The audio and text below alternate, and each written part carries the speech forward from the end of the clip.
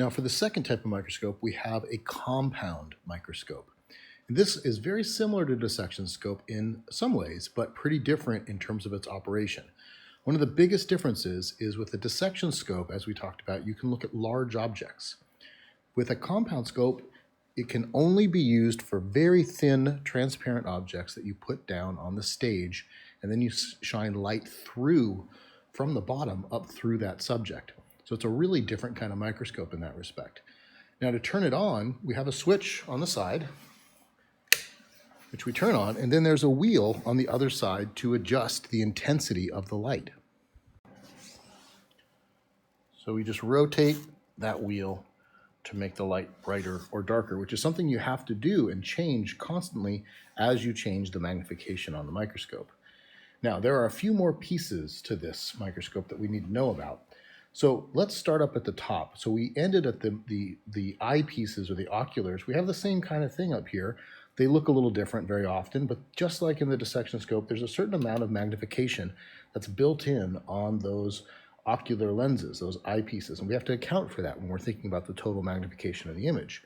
Now, unlike the dissection scope, which had the little turning wheel on the side to select the zoom or the magnification, for a compound microscope, that happens right here, where we reach in and we rotate around these lenses.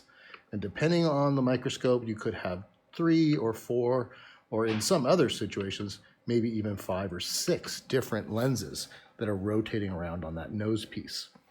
These lenses, the objective lenses that look right at the object, so we have the objective lens and the ocular lens by our eye. These objective lenses sit right on top of the stage, and the stage is where we're going to put our microscope slide. So I have a microscope slide here, so we're going to place this onto the stage, and there's no clip, there's nothing that's going to be on top of this slide. So in our types of microscopes, you just simply take that slide and push it very gently into those little steel grabbers on the side, and they just hug it very gently from the side. Now, once we have our slide in place, now we have to put the slide in the right place for the object that we want to view. And we do that using these controls off the side of the stage. And there's 2 of them. And as you rotate them, they move the slide or they move the stage, depending on which one you grab.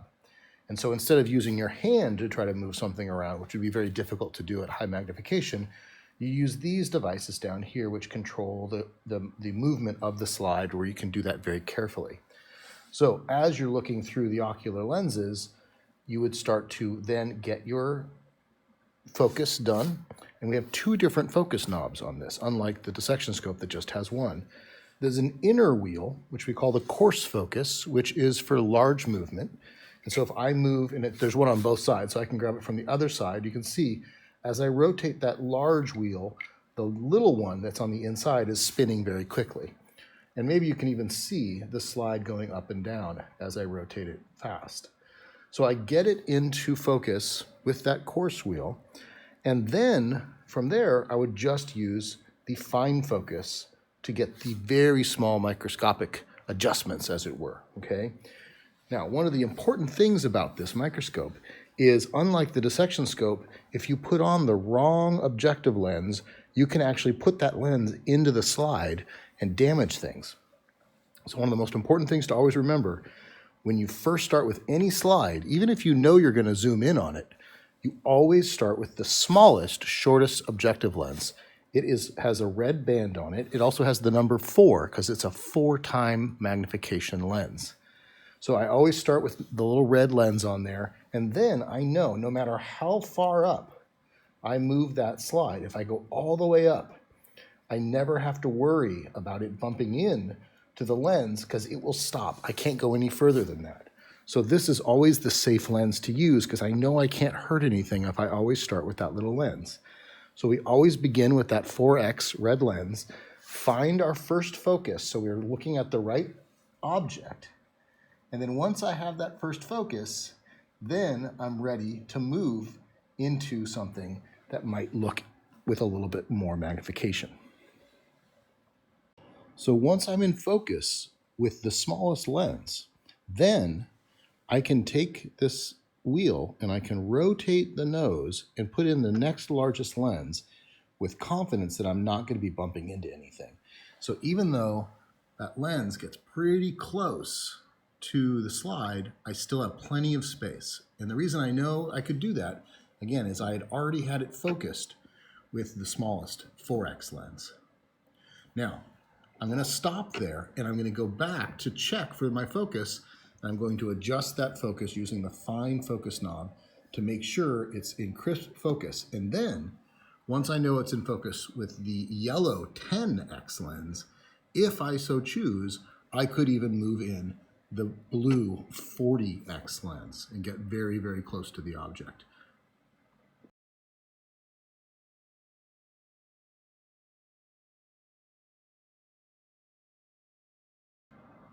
All right, now I've rotated in the largest of those objective lenses, the 40x lens. And you can see how close that is sitting to the microscope slide. It is barely above the slide. That's why you have to be so careful to make sure you always focus on that 10x lens first, and then you know you can move in that 40x. Now, sometimes, depending on the kind of slide we have, you may not even be able to use the 40x at all if the slide is very thick, if it's got a thick piece of glass on top of it, as sometimes slides often do. You may never be able to use this biggest lens because it just might be too far away from the object that we're trying to see. Okay, we're almost done. Now, there's one other little secret, hidden, very important part of this microscope, and it's underneath the stage. And these little numbers that you see down here, this little scale, it has a wheel that you can spin with your hand down here. And this is a very important part of the microscope, and this lets the amount of light change as I turn the wheel. So let me show you what that does. So let's go and look up at the top, and I'm going to change now that wheel. So it's going to let a lot of light in, or I'm going to close it all the way to the left and let a very small amount of light in. So again, I open it towards the right, it gets very bright. Close it, it gets much dimmer. Now what that's doing is changing not just the amount of light going through, it's changing the angle at which the light is going through the subject on the slide. So in almost every case for a microscope slide that you're going to be looking at in biology, you don't want more light. What you want is to have this almost all the way closed, and then if it's too dim, you want to control the light using the intensity of the wheel that's down here on the bottom to control the actual intensity of the bulb. And what you'll notice is if you change this, so I'm going to take a picture now of one where this is almost all the way closed, and then I'm going to open it up a little bit so you can see the difference that it makes to the image with your eye.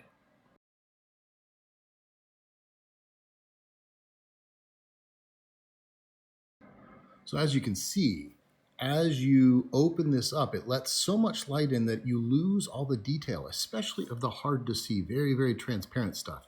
So you want this almost all the way closed down, and that's going to maximize the amount of contrast that you have for your objects. Okay, so again, try to always use this almost all the way closed down, and then adjust your brightness using the illumination control on the base of the microscope. All right, well, that's about it. Okay, so we have our ocular eyepiece, we have our objective lenses on the nose, we have our stage with the slide, we have our slide adjustment wheels there for moving the slider, and we have this diaphragm, what's called the iris diaphragm, underneath to control the quality of that light.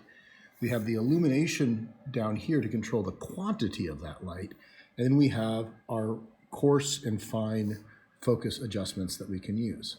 The last thing that you would need to use and change or modify if this was a microscope you're going to use yourself is as you look at the microscope, different people's faces have your eyes in different places. And so you can move these eyepieces around to fit your face, what we call the interpupillary distance.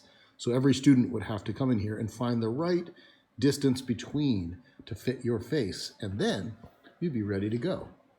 All right, so there is our compound microscope. All right, so the last thing we're going to talk about is the total magnification that these microscopes can bring us when we're trying to look at things.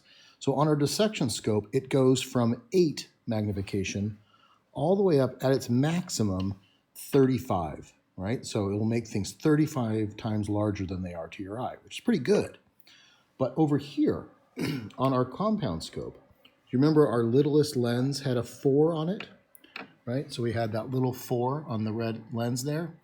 Well, that's not the total magnification, that's just the magnification of that lens. It turns out the ocular lenses are also 10x themselves. So at its lowest magnification, the compound scope is 10 times 4, 40x at its lowest. So in other words, our dissection scope at its maximum is less magnified than our compound scope at its minimum magnification. And then from there, we go from the 40x magnification to the 10 times 10, 100x magnification, and then maybe all the way down to the 40 times 10 or 400 times magnification. So the two different microscopes are used in combination with one another to look not only at different sorts of things, like large objects versus things that are on a slide, but also they look at very different size range in terms of the magnification they can provide.